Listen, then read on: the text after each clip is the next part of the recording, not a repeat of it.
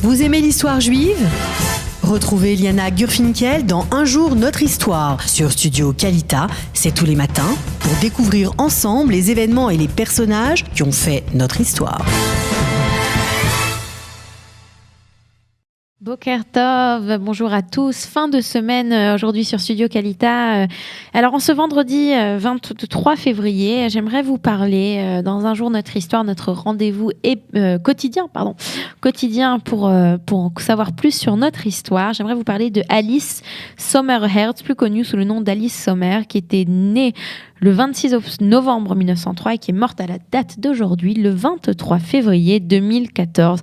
Alors, Alice Sommer est très connue puisque c'était une pianiste pragoise, une professeure de musique qui a été une rescapée du camp de concentration de Theresienstadt et qui, à son décès en 2014, à l'âge de 110 ans, était la survivante la plus âgée connue de la Shoah. Alors, elle naît en 1903 à Prague. La langue maternelle de ses parents, comme la plupart des juifs pragois bourgeois de l'époque, c'est l'allemand. Elle va épouser un musicien en 1931, Léopold Sommer. Elle aura un fils, Raphaël, en 1937. Et après l'invasion de la Tchécoslovaquie par les Allemands, la plupart des membres de sa famille et de ses amis émigrent en Palestine via la Roumanie. Mais elle reste à Prague, puisqu'elle reste auprès de sa mère, qui d'ailleurs en 1942, âgée de 72 ans et qui est malade et déportée et meurt peu après. Un an plus tard, Alice Sommer et son mari et son fils sont envoyés au camp de concentration de Theresienstadt.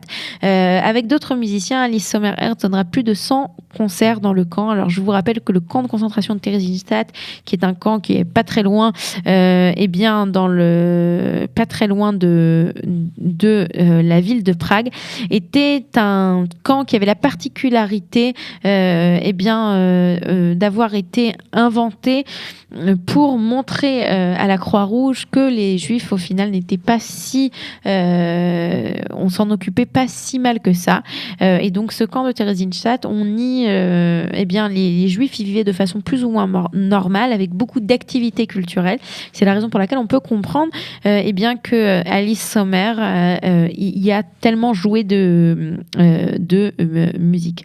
Après quelques mois dans ce camp, son mari Léopold est envoyé à Auschwitz et va mourir à Dachau en 1944. Alice Sommer va rester à Theresienstadt et va être retournée à Prague en 1945 et plus tard va émigrer en Israël pour y rejoindre sa famille.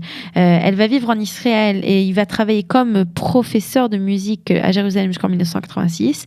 Et c'est à cette date qu'elle décide de suivre à Londres son fils, qui est un violoncelliste accompli et qui s'est établi en Grande-Bretagne. Alors Alice Sommer va voir beaucoup de choses dans sa vie et en particulier son fils Raphaël, qui va mourir en 2001 alors qu'elle est toujours en vie. Elle aura en 2001 elle avait 94 ans.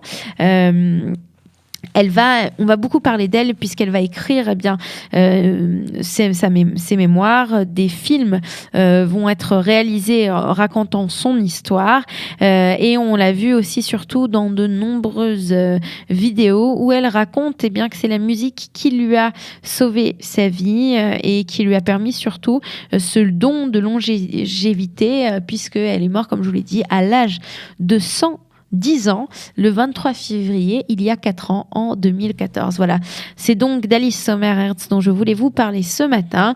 Je vous souhaite à tous un Shabbat Shalom et on se retrouve dimanche pour un nouvel épisode d'Un jour notre histoire. Vous aimez l'histoire juive ? Retrouvez Liana Gurfinkel dans Un jour notre histoire sur Studio Kalita, c'est tous les matins, pour découvrir ensemble les événements et les personnages qui ont fait notre histoire.